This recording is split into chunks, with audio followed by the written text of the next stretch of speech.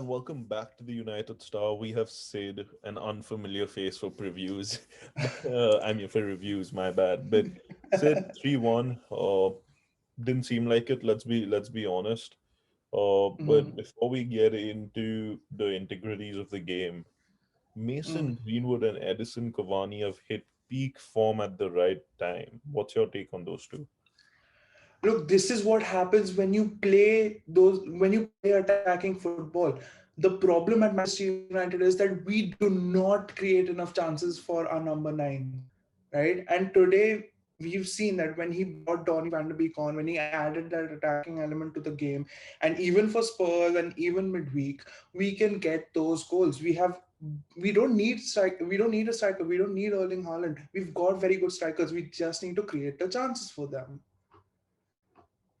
I mean, I think I understand where you're coming from, but at the same time, I think we do need that central striker in Cavani, and we need him for another season before Hmm. we can just put Mason Greenwood out there. Yeah. But the point that I was trying to hint at is that the form that they have got with Bruno, not putting in the goals, Rashford not putting in the same numbers as what they used to, is Right. at the right time. Because if no one Yeah. was producing for us, we would be nowhere. And let's be honest, we're now 8 points off City, so we can dream again. Maybe, who knows? Um, Oh yeah. but let's take a look at the whole game. I think it was again a Mhm. game of two halves. First half was absolutely Cool. horrendous. They had the ball in the net in 15 seconds. I mean, I didn't even start the game and they had the ball in the net. What was your take on that? Because I think the offside was very close. I think he had like a Stowe offside with Luke Shaw or something like that. First of all, I just want to ask. First of all, I want to say that Dean Henderson was very lucky for that first offside goal. But I want to ask, what the hell was wrong with him today? Who was pressing the triangle button like all the time? He became Manuel Neuer for some reason today. It was it was annoying to watch. I felt like he was doing too much. He was like he was trying to prove that he wants to be the number one when we all know he is going to be. I don't know what was going on with Dean Henderson there.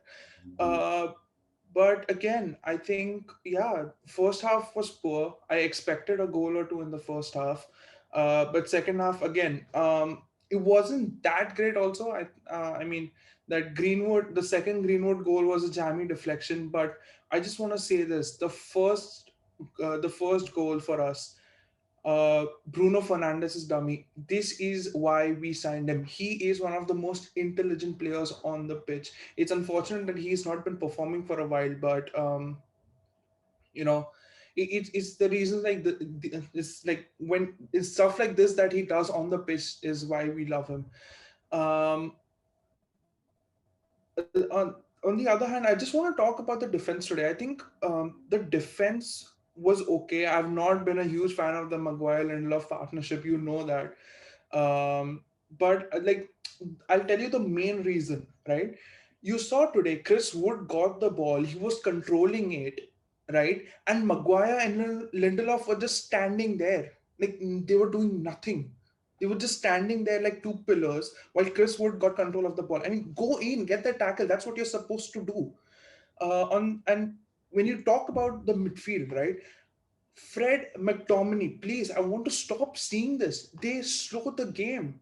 Like McTominay gets the ball, takes three touches, while Burnley go and regroup behind, and that's why we can't move the ball forward. It's Fred McTominay who slow the game because they keep on playing those sideways passes, which is just so annoying. That is why you know Bruno can't create, he can't move forward. That is why our wingers have to wait to get the ball, and they don't have that click to get that ball to the forward so that we can just create like a proper counter-attacking goal. No, they just want to play sideways, backwards, and all. And McTominay is not a CDM. The number of times I have told this to people, he is not a CDM. You saw in the later stages of the game when he got into the penalty box, he was very clinical. And this is basically McTominay this whole season. When he is given license to move forward, right? He is twice the player he is when he just has to sit back and protect that defense. So I think it was an average performance by the defense and the midfield. Again, Mason Greenwood was brilliant. I think he's found his shooting boots back. and just Donny van de Beek. Why on earth does that player not get game time under Oli? I don't understand. We could see how good he is today, the way he set up that goal for Cavani. I mean, we so like I told Prasham the other day, like I have been I used to advocate that Donny is just a number 10, but I've seen him play on the left wing, right wing, and even in the Pogba position, and he's been really, really, really, really good. And so, why do we not play him? Why are we playing Rashford, who is injured and he's in desperate need of a rest? Why are we playing him over Donny van de Beek? I will never understand. I mean, But, anyways, I happy with the understand, three I points. understand all your points, Sid, but I'm going to be very honest. I think Rashford was another integral part of this game. I think the way Yeah. he set up the first goal was credit to him. I mean, I didn't want him to be Mhm. subbed off. He didn't look like he was carrying an injury today. He seemed to be completely fine. There was nothing wrong with him. But yeah, I agree. Van de Beek is a player of class, and we are not Mhm. utilizing him the way we should. What are the reasons behind it? Ole knows that. We cannot really say anything.